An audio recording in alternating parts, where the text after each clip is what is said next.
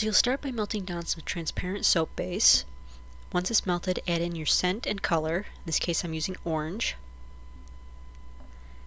And then you'll want to dump that into your mold.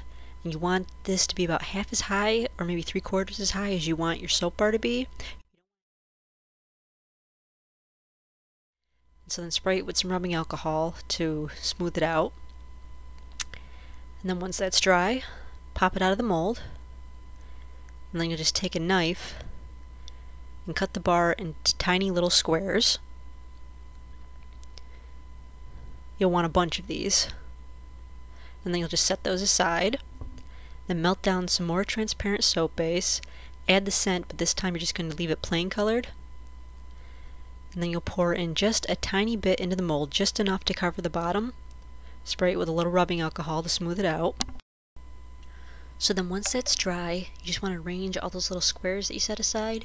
Arrange them however you want them to be in the soap bar. And then you'll spray them with a little rubbing alcohol so the layers adhere, and reheat your clear soap. And then pour that right over the top of all the little squares. You want to make sure your soap isn't too hot or you'll melt them. And pour it high enough so that it completely covers all the squares. You want them totally encased in the bar. And then when you've got your soap all poured, spray it with a little rubbing alcohol to smooth out all the bubbles. And just leave that to dry.